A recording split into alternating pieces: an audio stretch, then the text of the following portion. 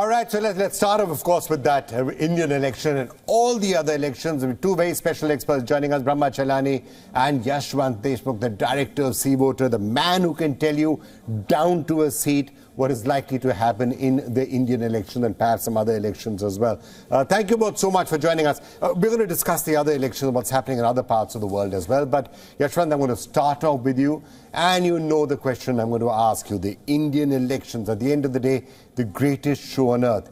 Do you think it is a done deal right now? Is it a given fact that Prime Minister Modi is coming back for the third term? Or could there still be a twist in the tail, which is what the opposition is hoping for? Hi, Vikram. Well, there is nothing called a done deal as such in politics, but at the same time, there are macro symptoms which are very much available in our data. And they are pretty much showing that the gap between the two persons or the two parties or the two alliances is so big that if the elections are held today, then it certainly, from the data point of view, it certainly looks like a done deal. I don't see BJP's number going below 300 if the elections are held today. And I don't see, unless there is a black swan event, a rarest of the rare thing that might happen and that might swing the electoral mood in just opposite direction, unless something of that sort happens, I don't think much would change. The only difference where, as a cephalologist, my area of interest is not if they will cross 300 or not. Its area of interest is how further can the BJP go from here along with their allies in terms of votes particularly, and then followed up by the seats. Hang on a bit. So you're saying 300 plus for the BJP alone, which means that the NDA, of course, has a very, very, very comfortable margin of that. Which, to your mind, would be the interesting states that we should look for in the next 3 to 4 months, which might have a bearing on that? I mean, the opposition, I guess, would be eyeing what? Karnataka, West Bengal, Bihar, maybe Maharashtra to bring the BJP's number down. BJP may be hoping that the number will go up in Uttar Pradesh. Would that be a fair summary? That's a fair summary. In fact, I would only keep an eye on 3, Vikram. That is West Bengal, Bihar, and Maharashtra. Karnataka, yes, there is an interesting state because Congress had won that. But our data very clearly shows that even when the BJP lost the assembly election, the votes, Lok Sabha voting intent quotient at that point of time in our numbers were way higher for the BJP than the Congress. And understanding very clearly that BJP had, approached JDS, taken them into the NDA fold, and they are coming with almost like 10% plus Vokalinga solid vote bank in the southern Karnataka. So I don't see much change as such in Karnataka. What do you think the dynamics in those are and Uttar Pradesh? I mean, do you think BJP could come down significantly in those 3 states, or would it be only 5-10 seats, which then pretty much wouldn't make much of a difference one way or the other? Well, BJP's seat share in UP will only go up from here because last time in the Mahagathbandhan, they lost few seats. That's fine. But now, unless Mayawati also unites Congress and SP and RLD together, that's a different scenario. Otherwise, Mayawati contesting separately will only end up in BJP increasing at least 10 seats in Uttar Pradesh. But as far as Bihar and West Bengal and Maharashtra are concerned, all 3 states are having a different kind of dynamics. In West Bengal, it is certainly Mamata Banerjee versus the BJP. Mamata Banerjee is still very popular. She holds the ground over there. It depends on how many seats, if at all, she goes into an alliance with the Congress and the left. She leaves it for them, and will that be triggering another kind of a polarization in anti-Mamata votes, which also go to the Congress and the left? That is number 1.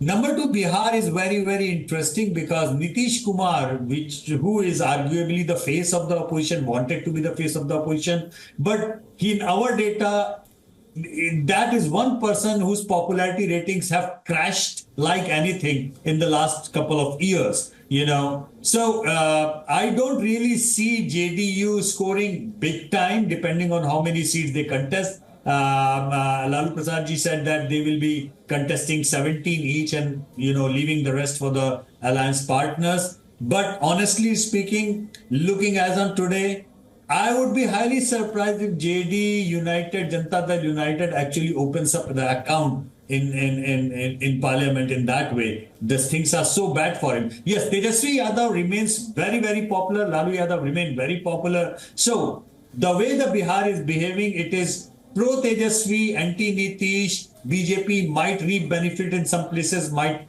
get thrashed in some other. So that's a contest to watch out for in Bihar. And as far as Maharashtra is concerned, God knows. Brahma ko bhi nahi pata ki abhi kya ho raha hai. Reason being, how can a voter decide who is going to vote for when we don't know which faction is where, which kind of leader is where, which kind of seats are going to be allocated, and who is going to contest against whom we do not know.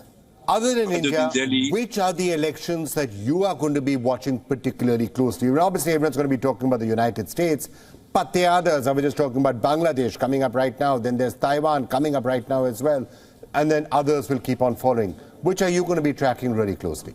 I think the US is going to be the very interesting one because, I mean, we do, of course, run the trackers in US elections as well. And so far, the numbers which are showing up are pretty much, within the Republican primary, the way Mr. Trump is placed right now, he is the most popular one against Biden. Actually, he is scoring over Biden one-on-one. But the way he is being placed, he is being taken out of the ballot, his legal positioning on the on how to be put on the ballot or not, that is going to be interesting to watch out for. Bangladesh is very, very critical, very, very critical. Somehow I find it very, very ironical and funny that US manages to end up in Bangladesh on the other side of the Indian interest. You know, they have been saying very, very affrontly that Sheikh Hasina is undemocratic. The way the Western Bloc is moving, big number of them, including US wants Sheikh Hasina to go, which is not happening, by the way. One last quick take from you on the UK, because the United Kingdom is not scheduled to go for the polls, but is it, you've been monitoring the situation there, is it possible there'll be a snap election, and if so, what happens to Rishi Sunak? It's possible because my sources are telling me that things are not very normal and not very comfortable for Rishi Sunak as well. And when he goes into the poll, I mean, all the numbers over there are giving Labour quite significant lead. But anybody who is watching UK election, they know that the Labour lead actually starts converting into seats big time after a significant lead, because their pockets, they managed to win with huge margins and Tories managed to win smaller margins, you know. However, having said that, with such a long stint by the Tories in the government, it's 15 years of anti-incumbency that has been built on. So I will not be surprised that Rishi Sunak doesn't really manage to win as and when the elections happen. This entire question of 2024 being the year when democracy itself is on trial, that will it be a year of democratic backsliding? Will it be a year where if XYZ people win, are they going to erode institutions and do away with it? And those questions presumably are going to be asked in many of these elections, not just Russia, but it could be asked in Ukraine, it could be asked in, it's being asked in Bangladesh right now, many countries.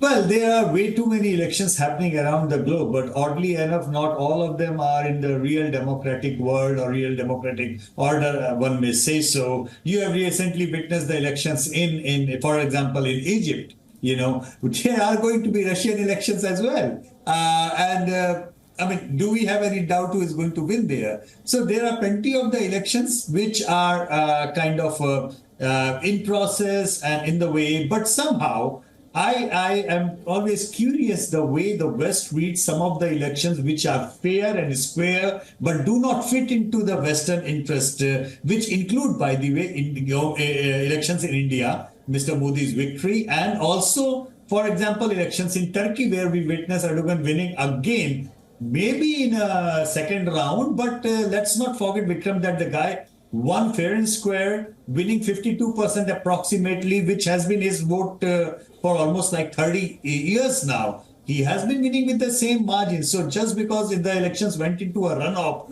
entire West, looked at it with a great hope as if something else is going to happen, which was not the fact. So these India and Turkey, in their own way, are not really, though these leaders are not really on the good list of the West as such, but both these leaders have been popular. They have won their elections fair and square. However, there are so many countries where the elections are not fair and square. Still, they are being treated as a holy democracy mandate, by many of the Western commentators and experts alike. So, not just how many elections and where they are happening, it's also interesting to see that by the end of this year, how the West looks into you must have seen the take of Foreign Policy magazine on literally announcing that if Modi wins another mandate in India, it will be end of democracy, literally saying that. I think this is going to be interesting from that perspective. This holier than thou attitude of the West and